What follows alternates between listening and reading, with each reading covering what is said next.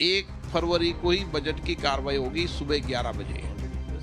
Sir, in the conference, sir, संसद सदस्य रविवार शनिवार 24 घंटे 365 दिन काम करने वाले लोग हैं। sir, जनता की सेवा के लिए क्या रविवार क्या। वित्त वर्ष 2026 का केंद्रीय आम बजट इस बार रविवार को पेश किया जाएगा।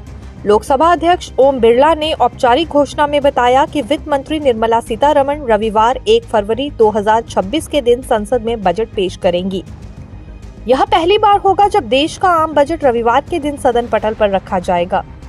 वित्त मंत्री निर्मला सीतारमण के लिए बजट 2026 व्यक्तिगत तौर पर भी खास होगा। यह उनका लगातार 9वां बजट होगा। बता दें, इस बार के बजट में कैपिटल गेन टैक्स पर सबकी नजरें बनी हुई हैं, क्योंकि माना जा रहा है कि सरकार टैक्स फ्री लिमिट को 1.25 लाख से बढ़ाकर 2 लाख कर सकती है। यदि ऐसा होता है तो इक्विटी, म्यूचुअल फंड्स और शेयर में निवेशकों की दिलचस्पी बढ़ सकती है। एक्सपर्ट्स की माने तो कैपिटल गेन टैक्स में कोई बड़ा बदलाव शायद ना हो, क्योंकि उससे सरकारी खजाने पर फर्क पड़ेगा, लेकिन सरकार को इसमें कुछ कमी करने पर विचार जरूर करना चाहिए। इसके अलावा यदि होल्डिंग पीरियड को 1 साल से बढ़ाकर 2 या 3 वर्ष तक कर दिया जाए तो और भी बेहतर रहेगा। बता दें, यह बजट बाजारों की दिशा को तय करने के साथ निवेशकों और घरेलू बाजार को आकार देने व विनिर्माण के क्षेत्र को बढ़ावा देने वाला होगा। विदेशी निवेशकों की लगातार भारतीय बाजार से निकासी और बढ़ते भू-राजनीतिक जोखिमों के बीच घरेलू बाजार को मजबूत करने और निवेश को बढ़ाने के लिए इस बजट में ध्यान दिया जा सकता है। दरअसल सरकार इस बार के बजट में पूंजीगत व्यय पर अपना फोकस बनाए रख सकती है।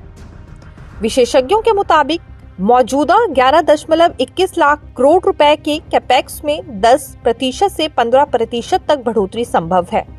निजी क्षेत्र के सतर्क रुख के बीच सरकारी खर्च इंफ्रास्ट्रक्चर, निर्माण और मैन्युफैक्चरिंग सेक्टर को गति दे सकता है।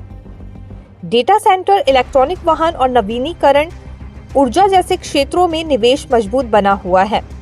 विशेषज्ञ मानते हैं कि सरकारी कैपेक्स आने वाले साल में ग्रोथ का प्रमुख इंजन रहेगा।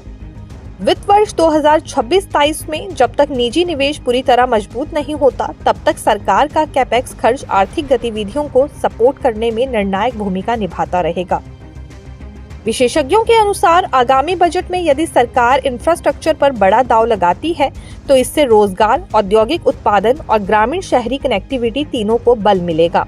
बहरहाल आने वाले बजट में बाजार और उद्योग जगत की नजर इस बात पर टिकी होगी कि सरकार किन सेक्टर्स को प्राथमिकता देती है और पूंजीगत व्यय को कैसे संरचित करती है।